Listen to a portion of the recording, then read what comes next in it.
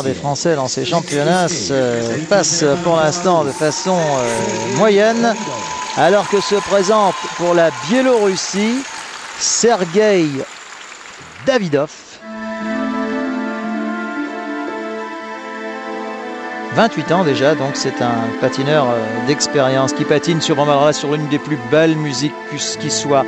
Vous avez, je pense, reconnu l'introduction de la bande originale du film La Liste de Schindler, l'une des plus belles partitions de John Williams, qui soulève le cœur vraiment.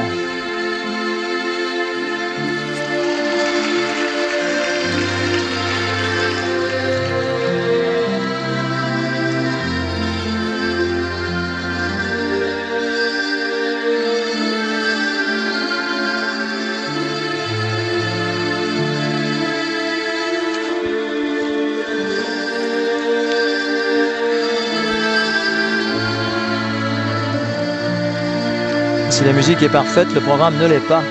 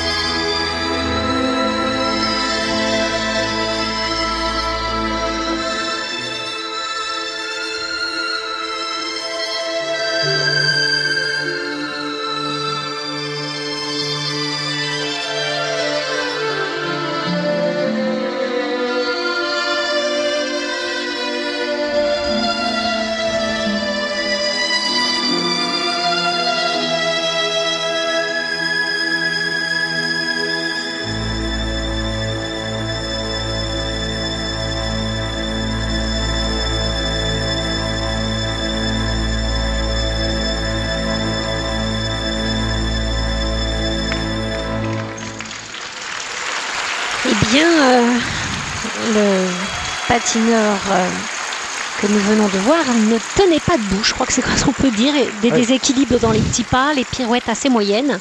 C'est un petit peu gênant en matière de patinage. Oui, non, là vraiment, je l'ai vu en péril, le pauvre, du début à la fin. Pourtant, il a déjà un beau palmarès, mais là, il n'a pas été excellent du tout. Un petit déséquilibre dans le pas, les pirouettes très moyennes, retournement sur le flip, un triple axel d'entrée arrivé en dedans arrière et la combine chutée. C'était pas sa soirée. Alors, ce jeune Davidov à qui cette performance, vous êtes en train de nous dire, ma chère Annick, ne lui donnera certainement pas le cigare, si vous me permettez cette expression.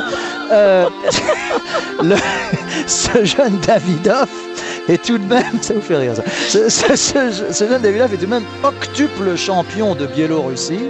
Peut-être que la concurrence est moindre, en tout cas que chez le voisin russe, ça c'est sûr. Ah oui, ou même qu'en France, hein, où nos garçons sont excellents.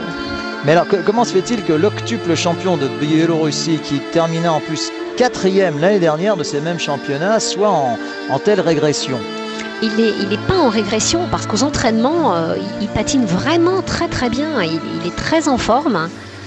Ils sont tous nerveux. En plus, ils savent ce que les autres ont fait. Ils savent qu'il y a une opportunité, car pour l'instant, il n'y a aucun programme court sans faute, à part le Suédois. Christopher Berenson a fait hors antenne, mais avec, vous le disiez, moins de difficultés. Mais moins de difficultés, voilà. Puisque c'est des patineurs qui tentent triple, double en combinaison, alors qu'on tente carrément un tour de plus sur le premier saut et aussi un tour de plus sur le deuxième saut.